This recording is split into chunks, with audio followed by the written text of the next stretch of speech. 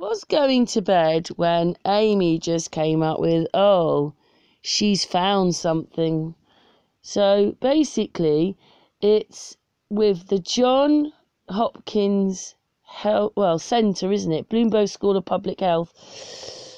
And it comes up with this SPARS pandemic scenario. Do you want me to read some of it, Amy, or do you want to read some of it? I could read it if it's easy. So, but basically, we're on the same page. The Centre SPARS pandemic exercise narrative. That one, yeah? Yes. Go on then, Amy. Okay, so it's dated 2025 to 2028. But we haven't got that far yet.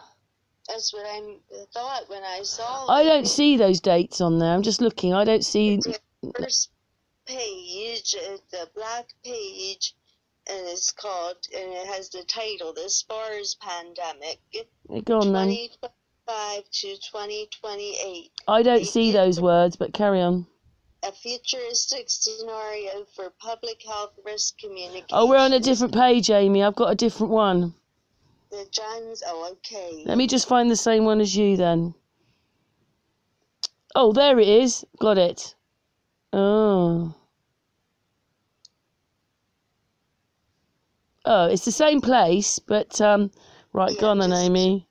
The first page. Yeah. Basically, it's all these, scenarios, and it says... It says a futuristic scenario to facilitate medical countermeasure communication. God. Yes. Dated the 5th of March, 2020. Yes. And it says possible. I'm on page 8. It's 89 pages. This thing, but it says possible future in 2025. The echo chamber. Unbridled global access to information coupled with social fragmentation and self-affirming worldviews. And it says that the purpose of it is that this narrative is a futuristic scenario that illustrates communication dilemmas concerning medical countermeasures that could plausibly emerge in the not-so-distant future. Its purpose is to prompt users, both individually and in discussion with others, to imagine the dynamic and oftentimes conflicted circumstances in which communication around emergency medical countermeasures, development, distribution, and uptake takes place. While engaged with a rigorous simulated health emergency, scenario readers have the opportunity to mentally rehearse responses while also weighing the implications of their actions. At the same time, readers have a chance to consider what potential measures implemented in today's environment might avert comparable communication dilemmas or classes of dilemmas in the future. And then it goes on to say about they're going to have another scenario, I guess sort of like, what we're seeing now, talking about that in the year 2025, the world's more connected, yet more divided, and talking about the technology and everything. So it's a long document, but it looks like it's all designed to... I only see a page on mine. There's one page and then one page. This one says probably the same. Yeah, it's got rehearsed responses in there. Oh, this is the one you read out then? Yeah, and then I'm on page... I just scrolled down to page 12. Out of 89, the SPARS outbreak begins. Oh, it's dated October 2017. And, well, then they give at the bottom of this, it goes SPARS Pandemic Scenario Book. SPARS announced from the Centre. SPARS Pandemic Scenario Book listening. It's got other things. But it says date completed October 2017. Well, the one I'm looking at, it's... I'm in a fake newspaper called. Oh, it says St. at the Paul. top, explore our COVID-19 resources and updates. I think we're probably on a different document. No, it's John Hopkins. SPA's pandemic scenario. Because when you scroll down, don't look at the numbers like at the bottoms of the page. Just look like when you start, it'll tell you like one of 89 to, and the whole thing's 89. No, I don't. I only get a page. Oh, I was going to read you this one here. I wanted to read you. This one's even smaller. I want to go to the second one. This one. Okay. There's pages of it though. There's volume 3. God. It's just a little statement here. It says, effective communication about medical countermeasures, including drugs and devices and biologics, is often critical in emergency situations. Such communication, however, does not just happen. It must be planned and prepared for. One mechanism to develop communication strategies is through the use of prospective scenarios, which allow readers the opportunity to rehearse responses. Just drop my glasses.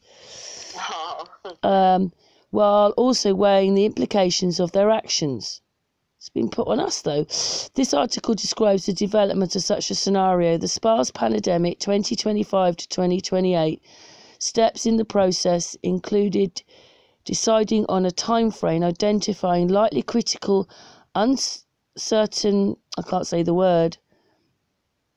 certainties, and then using this framework to construct a storyline covering both the response and recovery phases of a fictional emergency event. Lessons learned from the scenario development and how the scenario can be used to improve communication are also discussed. I've never heard of that before.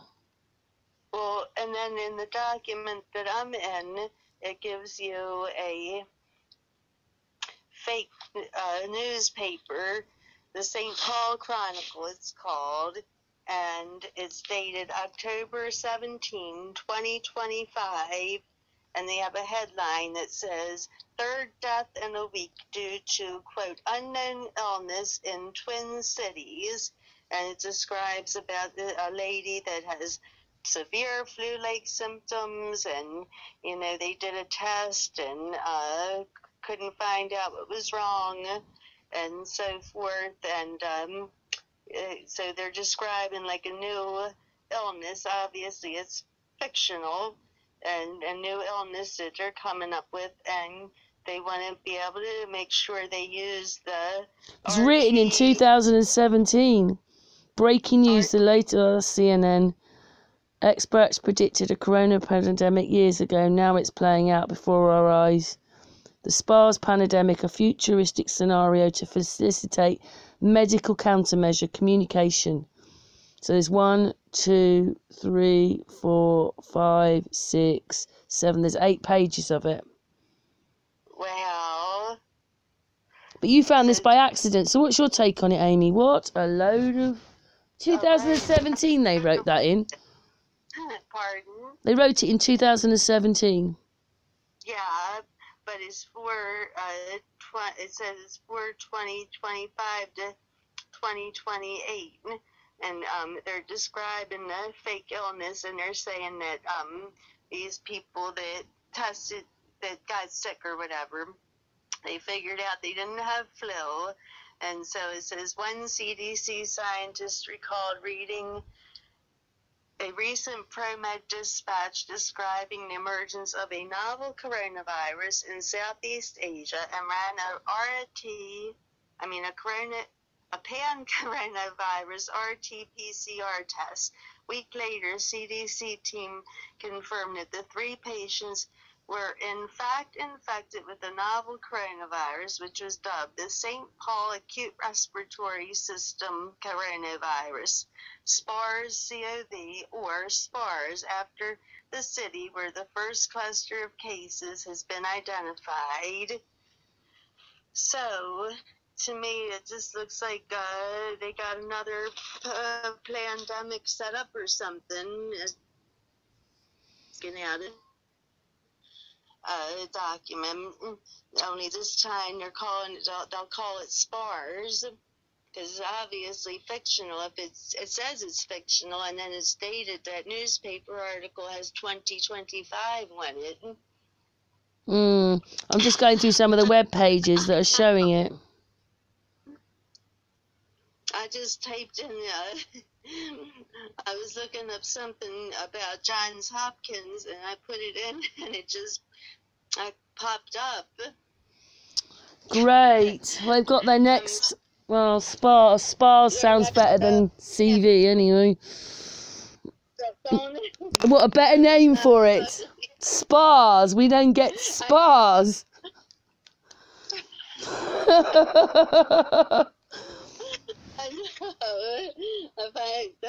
Oh, I see. So basically, they set it all out, and then they reenact it later on. Yeah. Yes. That's what they do. Oh my God! A lot of the dates on here are the 5th of March 2020, but I saw that document. I can't remember which one it was now. It was written in 2017. It might not be this one. Let's have a look. That one's a bit longer. Oh, there you go. Down the bottom here. Date completed, October 2017. That's actually from the hospital, John Hopkins. Completed projects. It's already completed. Yeah. Oh my God, there's even a book. The SPARS 2025, whatever that is, document. Yes, that's what I'm looking at. Oh my God. Well, anyway, me and Amy just wanted to come on and say that. So, anything you want to say, Amy? Just guess be prepared for another planademic.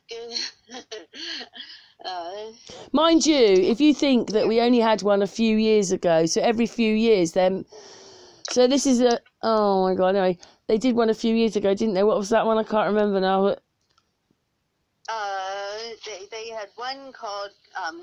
that was fictional called Claydex, but they didn't put that out publicly. not that one. No, what's the one we had a few years ago when it was in Africa? Oh, the SARS. Yes. SARS. SARS, CV, then into SPARS. Yes. SARS to SPARS. Oh my God. Anyway, we're going to stop the video now. Is that all right, Amy? Okay. Thank you so much for bringing that to our attention, Amy. You're welcome, Ken. Right, I'm just going to turn the video off now. I'm not particularly very happy on listening to that. It never stops, does it? No, it doesn't. It's horrible. Anyway, thanks for listening. Yes, thank